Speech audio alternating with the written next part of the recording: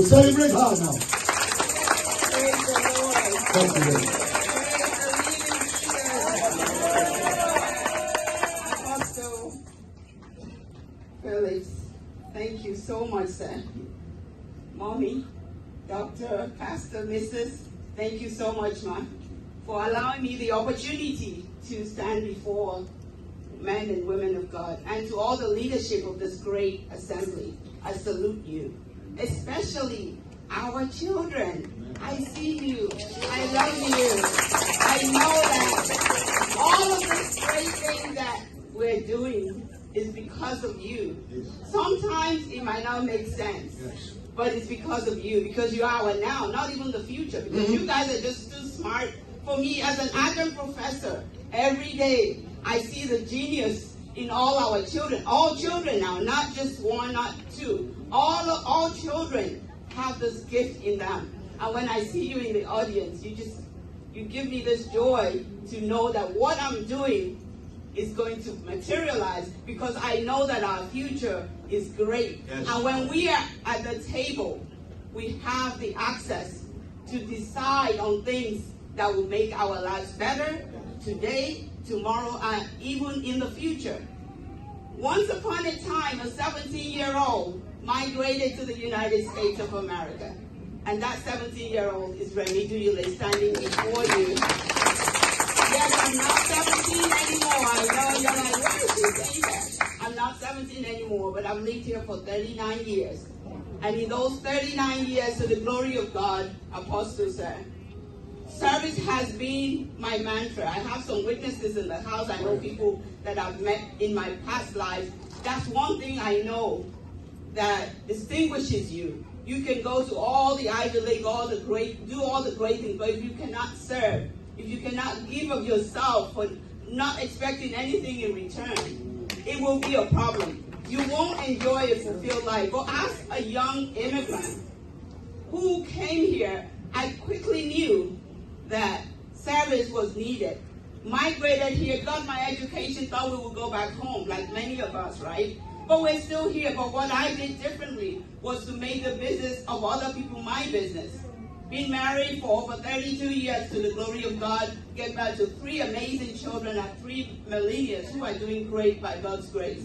But I didn't want it to end with me, because my assignment and my exposure that God has given me in this great nation has never been about me. I started as a teller with an MBA. And I rose as a vice president with 4 stripes. Children, if you are in the house, don't let anybody stop you about anything. Black, female, Nigerian accent. None of you have accents. You might have all the other things that I have, but guess what?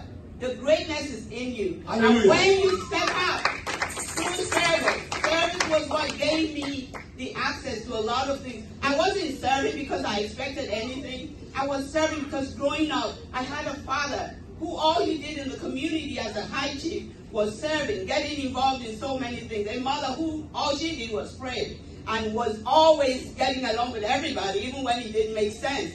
As I grew older, I saw that, yes, there's joy in peace. There's joy in service. Hence, I'm going to Annapolis by the grace of God with the support of each and every one of you to represent you as a delegate in District 23 in the state of Maryland. Thank you. Thank you.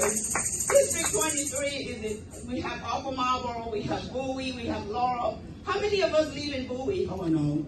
See? You live behind me. We really? Yes, sir. See, we have us here. How many of us live in South Laurel? Yes, right here.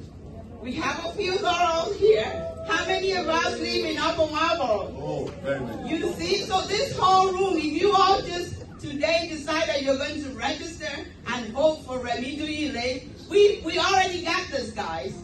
Please, I ask that you vote for me, and I'll tell you why. I'm asking before I'm telling you, but because Pastor put me before you, I think that brings credibility. I don't believe that he will bring anyone that he didn't vet before he brought the person. So I am going to Annapolis to run, and it didn't have to be now, but it has to be now. Yes. This is the time for us to be relevant, to be represented at the table. We are represented in so many professions, in America, in Prince George's County. There's no role, there's no profession, medical, you name it. Yes. Education, name it. We've got it all. As Africans, especially, we are everywhere making a difference, making impact. But how many Africans do we have in Annapolis representing us in the state? None. I will be the first female African born by the grace of God to represent us. And by the grace of God, I will not be the last. I will not be the last. I promise you that. We will have many, many successors who will start from day one. What am I going to Annapolis to do for us? And why is it for such a time as this? As someone who rose in corporate America and had the experience of working 9 to 5 in corporate America with office politics and still rose, as someone who also left the bank out of passion to be a serial entrepreneur, I know the power of what entrepreneurs do in our society. How many of us have our own businesses? See, half of the church.